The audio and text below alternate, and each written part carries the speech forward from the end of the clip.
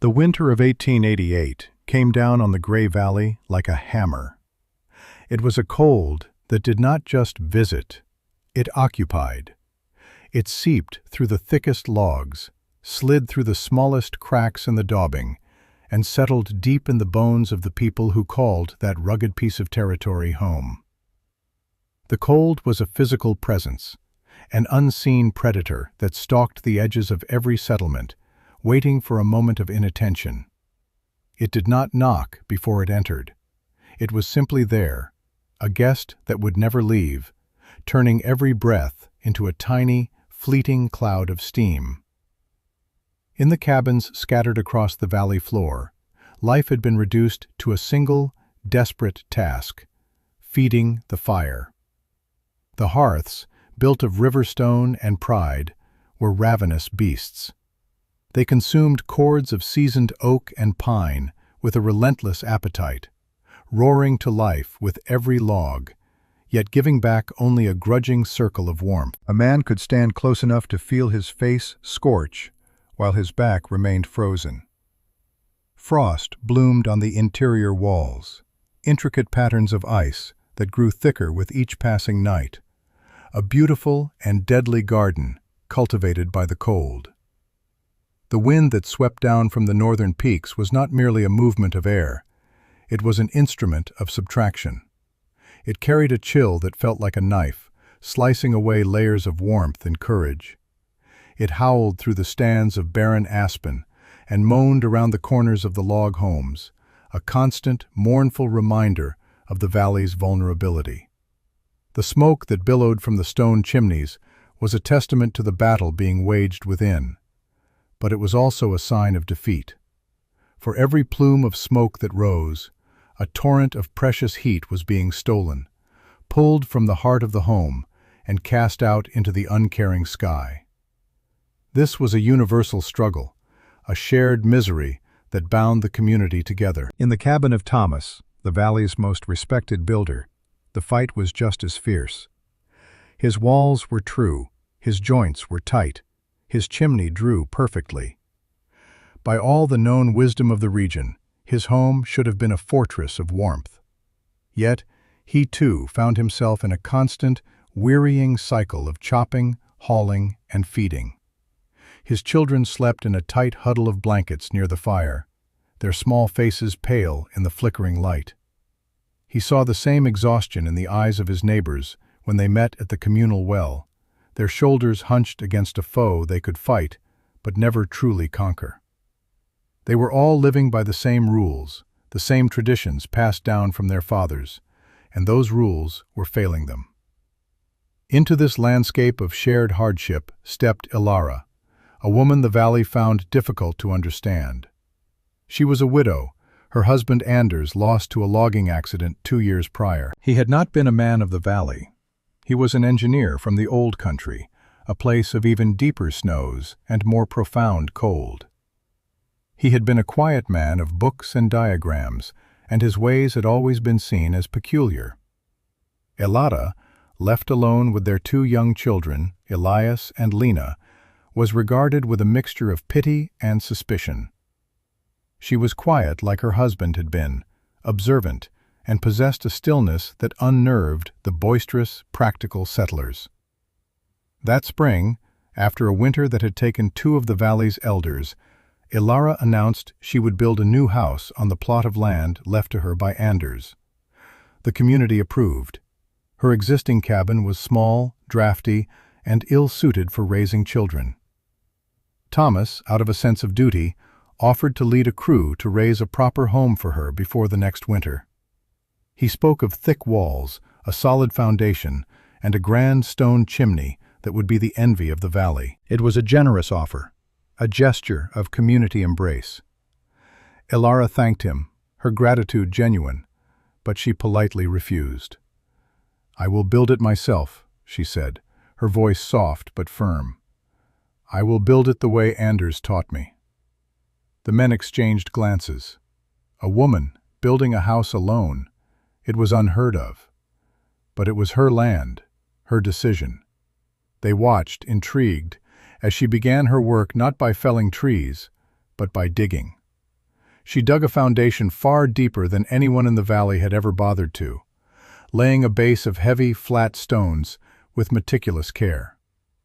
The first true sign of her madness, as they would later call it, appeared when she began to draw the shape of the house in the dirt. Thomas and a few others came by to inspect her plans. They saw the layout for a kitchen, a main room, 2 small sleeping areas. It was sensible, compact, but something was missing. Thomas squinted, walking the perimeter of the dirt outline. He turned to her, a confused frown on his face. "Widow," he said, the title both respectful and a subtle reminder of her vulnerability. "You've forgotten the heart of the house. Where will the hearth go? Where is the chimney?" Ilara looked up from her work, her hands smudged with earth. She pointed to the very center of the floor plan. "The fire will be here," she said, "but there will be no chimney." The men fell silent. The statement was so absurd, it took them a moment to process. No chimney. It was like saying you would build a man without lungs. A house without a chimney was not a house, it was a tomb. It was a smoke-filled, suffocating death trap. Thomas was the first to laugh. It was not a cruel laugh, but one of disbelief, the kind a man gives when faced with the innocent foolishness of a child. "Ilara," he said, his tone patient, patronizing, "you must have a chimney. It is how the smoke escapes. Without it, you and your children will choke in your sleep. It is the first rule of building. It is the first rule of survival." He was not just a builder, he was a patriarch of the valley, a keeper of its hard-won wisdom. His words carried weight. "The smoke will escape," Ilara replied calmly, her gaze unwavering. "But not the heat. The heat will stay." She tried to explain, using concepts they had never heard. She spoke of a central mass of brick and clay that would hold the warmth like a sponge holds water. She described a long, winding path for the smoke, a labyrinth inside the masonry core that would steal its heat before letting the cooled gases out through a small pipe near the floor. She called it a heat battery. Her words were met with blank stares and shaking heads. They were the words of a dreamer, of someone who had spent too much time with her foreign husband's strange books. They were not the words of a practical person who understood the brutal reality of a gray valley winter. "That is not how fire works," another man scoffed. "Fire needs to breathe. It needs to draw. You will have a house full of cold smoke and nothing more." The mockery began in earnest that day. Her project became the valley's running joke. As she worked, men would pass by and call out, "Building your smokehouse, widow?" Or, "Remember to cut a hole in the roof to breathe." The children at the settlement school taunted Elias and Lena, chanting that their mother was building a house with no mouth. Ilara heard the whispers. She saw the pitying looks. She felt the weight of their collective certainty that she was dangerously, tragically wrong. But she did not waver. In her mind, she saw her husband's hands, sketching the diagrams in his leather-bound notebook. She could hear his voice explaining the simple, elegant physics of it. The chimney, he had said, was the greatest thief of warmth ever invented. It was a monument to wastefulness. His people had learned to live with the cold not by fighting it with bigger fires, but by understanding it, by capturing its energy and holding it close.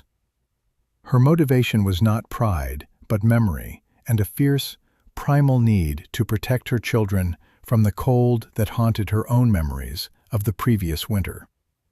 So she ignored the laughter, and she continued to work. Her work was a slow, deliberate meditation.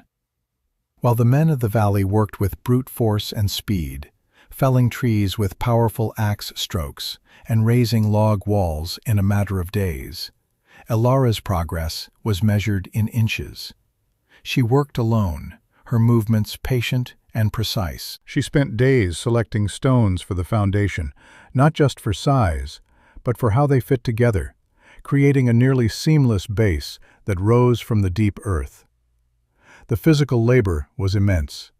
Her hands, once soft, became calloused and strong. Her back ached, a constant, dull fire that she learned to ignore. She lifted stones and timbers that seemed beyond her strength, driven by a will that the community mistook for stubborn foolishness. After the foundation, she began on the walls. Here again, her method defied all local tradition. Instead of a single, solid wall of massive logs, she built two thinner walls, leaving a gap of several inches between them. Thomas, stopping by one afternoon, shook his head in dismay. "This is folly, Elara," he declared, his voice filled with genuine concern. "A wall needs mass to stop the cold. You are building a hollow wall. The wind will pass through it as if it were paper." He saw her gathering bags of dried moss and sawdust from the abandoned sawmill. "And what is this for?" "Insulation," she replied, not pausing in her work. "The space between the walls will be filled. It is not the wood that stops the cold, but the still air trapped within the filling." This was another concept from Anders's books, another piece of alien wisdom. To Thomas, it sounded like nonsense. He saw a woman building a glorified tinderbox, a mouse nest. He saw a structure that was fundamentally weak, hollow, and flawed. He made one last, earnest plea. "Let me help you," he said. "Let us tear this down and build you a proper house before the snows come. A house that will keep your children safe." Elara simply shook her head. "This will keep them safer," she insisted. While she painstakingly constructed her peculiar walls, Thomas and his crew were hired to build a new cabin for a family on the other side of the creek. The contrast was stark. The sounds from his site were of shouts, hammering, and the screech of saws. Logs were notched and fitted with practiced speed. The massive stone chimney, the cabin's proud centerpiece, rose in less than a week. The family was moved in and settled long before Elara had even finished her roof. Their cabin was the model of valley construction, solid, traditional, and built with the confidence of generations of experience. It reinforced everyone's belief in the rightness of their ways and the strangeness of hers. The heart of Elara's creation, the part that had earned her the most ridicule, was the central masonry core. This was not a fireplace. It was a complex, hulking structure of brick, clay, and stone that occupied the center of the small house. She built it with the care of a watchmaker. She had spent the last of her money to have the fire bricks hauled in from a town 50 miles away. Using a mixture of local clay and sand, she laid each brick herself, consulting the diagrams in Anders' notebook at every step. Inside the massive block, she was not building a simple firebox. She was constructing a serpentine maze, a long and winding channel for the hot gases to travel. The flue path snaked back and forth, up and down, forcing the smoke to travel nearly 40 feet through the masonry before it was allowed to exit. The principle was simple: to give the bricks and clay the maximum possible time to absorb the heat. A small iron door at the front was for feeding the fire, and a smaller one below was for cleaning out the ash. There was no grand, open hearth. It was a sealed system. The final exit was not a chimney on the roof, but a narrow stovepipe that vented horizontally through the back wall, just a foot above the ground. This final detail was the most baffling of all to the onlookers. A chimney created draw, pulling the smoke up and out. A pipe so low would surely back up, filling the house with acrid fumes. It was the last, definitive proof of her insanity. They saw a house with hollow walls, a solid block of brick where a hearth should be, and a tiny pipe where a mighty chimney should stand. They saw a monument to one woman's grief-stricken folly. What Elara saw was a promise of a different kind of warmth, a quiet, steady, enduring warmth that would not be stolen by the wind, a warmth that would protect her children through the long, dark months ahead. As the first snowflakes of the season began to fall, she sealed the last brick into place. Her work was done. The test was coming. The great storm did not arrive with the sudden fury of a summer squall. It built its power over days, a slow and menacing accumulation of signs that the valley's old-timers recognized with a knot of fear in their stomachs. First, the sky turned a strange, bruised gray color, a lid of seamless cloud that pressed down on the mountains. Then the air grew unnaturally still, a dead calm that felt more threatening than any gale. The temperature began to drop, not by degrees, but by chasms. It fell past 0, then 10 below, then 20. The very air seemed to crackle with cold, and every sound, the snap of a twig, the cry of a distant wolf, carried for miles with an eerie clarity. When the wind finally came, it was not a howl, but a physical assault. It struck the valley from the north, a solid wall of moving air and ice particles that scoured the landscape. This was the white hurricane the elders whispered about, a blizzard of such ferocity that it erased the world, blending earth and sky into a single churning vortex of white. Snow did not fall. It flew horizontally, driven by the gale. It piled into massive drifts that buried fences, swallowed sheds, and clawed at the walls of the cabins, seeking entry. To be caught outside was to die. Survival was now measured by the strength of one's walls and the size of one's woodpile. Inside the traditional cabins, the battle for warmth became a desperate siege. In Thomas's well-built home, the storm laid bare the fatal flaw of his design. The great stone chimney, his pride and the symbol of his craft, had become his greatest enemy. The wind screaming over the top of the flue created a powerful draft, a vacuum that sucked the air from the room. The fire in the hearth roared like a furnace, consuming log after log, but the heat it produced was pulled straight up and out into the storm. The cabin was a bellows, constantly inhaling frigid air through every tiny crack and exhaling its lifeblood of warmth through the chimney. Thomas and his family were huddled on the floor, wrapped in every blanket they owned, their backs to the roaring fire. Just inches away from the flames, the air was a glacial cold. The interior walls were coated in a thick layer of rime, and the water in the bucket by the door had frozen solid. His woodpile, which he had thought would last a month, was shrinking at an alarming rate. Every hour he had to bundle himself against the storm, fight his way to the woodpile, and return, gasping, with an armload of fuel for the insatiable fire. He saw the fear in his wife's eyes and the blue tint on his children's lips. His knowledge, his experience, his strength, none of it was enough. The cold was winning. And it was the same story in every other cabin in the Gray Valley. They were all fighting the same losing war, their homes acting as conduits for the very cold they were trying to defeat. In Ilara's chimneyless house, the world was different. Outside, the same storm raged, its fury unabated. The wind hammered against the walls, and the snow piled high against the low-slung roof. But inside, there was a profound and startling calm. That morning, as the storm had gathered its strength, Ilara had lit a fire in the small iron firebox of her masonry stove. It was a hot, fast fire, built with smaller pieces of wood than the great logs used in a traditional hearth. For 2 hours she fed it, the fire roaring within its sealed chamber. Then she had closed the flue damper and let it die out. Now, hours later, in the heart of the blizzard, there was no fire.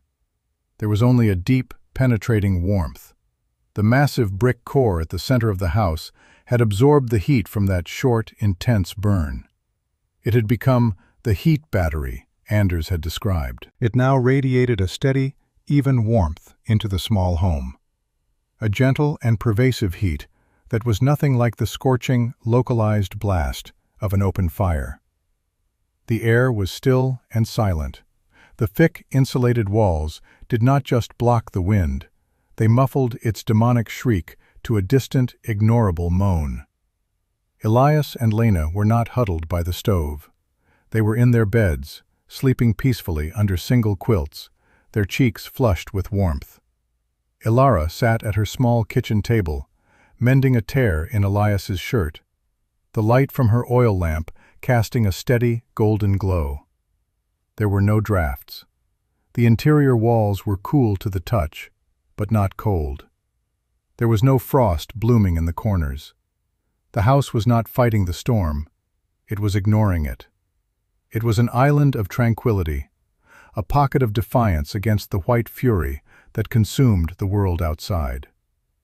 She had placed her faith in her husband's knowledge, in a set of principles that defied all the wisdom of her neighbors. And in the heart of the ultimate test, her creation was holding.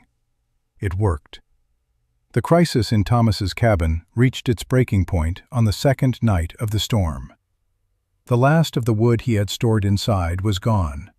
The main pile outside was buried under a drift of snow as tall as he was. To venture out again was to risk his life for a few more minutes of fleeting warmth. The fire was dying, sinking to a bed of glowing embers, and with its decline, the cold pounced. It flooded the room, instantly noticeable, a palpable drop in temperature that felt like a physical blow. His wife pulled the children closer, her face a mask of fear. They would not survive the night without more fire. In his desperation, a thought surfaced, one he had dismissed 100 times as foolish. The widow, Ilara, her strange, chimneyless house. He had been so certain it would fail, that she and her children would be the first to perish. A grim thought struck him. What if they already had? A pang of guilt, sharp and cold as the wind, cut through him. He had mocked her, stood by and watched her build what he was sure was a death trap. He had to know. Driven by a desperate cocktail of fear, guilt, and a sliver of irrational hope, he made a decision. He had to go to her. Bundling himself in every layer of wool and hide he possessed, he plunged into the blizzard. The force of the wind knocked him to his knees. The snow was a blinding, suffocating whirlwind. He fought his way forward, navigating by memory, his world reduced to a few feet of churning white. The short distance to her house felt like a journey of miles. When he finally stumbled against her wall, he was gasping, his beard frozen solid, his strength all but gone. He fumbled for the door, expecting it to be blocked by a drift, expecting to find a cold, silent tomb within. He banged his frozen fist against the wood. The door swung open. He was not met by a blast of smoke or a wave of frigid air. He was hit by a wall of calm, even warmth. It was so profound, so utterly unexpected, that it stopped him in his tracks. Ilara stood there, holding a lamp, her expression one of mild surprise. Behind her, he could see the impossible. Her children were asleep in their beds, not huddled by a fire. The air was clear, and the warmth, it was not the searing heat of a fire, but a gentle, pervasive presence that seemed to emanate from the very structure of the house. He stumbled inside, speechless, and she closed the door, shutting out the raging storm. He unwrapped the scarf from his face, his eyes wide with disbelief. He looked around the small, tranquil room. He saw no roaring fire, only the dark brick mass in the center of the house. He reached out a trembling hand and touched its surface. It was pleasantly, deeply warm, like a sun-baked stone in summer. He then touched the interior wall. It was cool, but it was not the life-leeching cold of his own walls. He looked at her wood box. It was nearly full. She had used a handful of sticks compared to his mountain of logs. The full weight of his ignorance crashed down upon him. Everything he knew, every rule he had built his life and reputation on, was wrong. He had stood on the bedrock of tradition and laughed at her, while she had built her house on a foundation of pure, simple truth. He was the fool. His pride, his certainty, the jeering laughter of the other men, it all seemed like a distant, shameful echo. He had built a house that was fighting the winter and losing. She had built a house that had made peace with it. Elara did not say, "I told you so." She did not gloat or demand an apology. Her triumph was as quiet and steady as the warmth in her home. She saw the shock and exhaustion on his face and simply acted. She motioned for him to sit at the table and poured him a cup of hot herbal tea.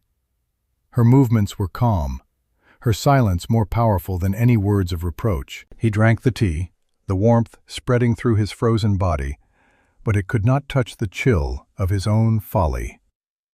Finally, he looked at her, his eyes filled with a humility he had never known. "How?" he whispered, his voice hoarse. It was not just a question, it was a surrender. Without a word, Thomas left and fought his way back through the storm to his own freezing cabin. He returned minutes later, half carrying his wife and 2 children, all of them wrapped in a cocoon of blankets. Elara opened her door to them without hesitation, ushering them into the circle of warmth. The contrast for Thomas's family was staggering.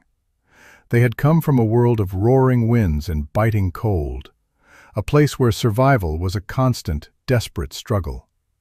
They stepped into a haven of stillness and gentle heat. Thomas's wife began to weep, not from sorrow, but from a profound, overwhelming sense of relief. Her children, who had been shivering uncontrollably moments before, slowly uncurled from their tight balls of misery, their eyes wide with wonder at the feeling of being truly warm. As the blizzard finally broke on the 3rd day, the valley emerged, buried and silent, under a thick blanket of new snow.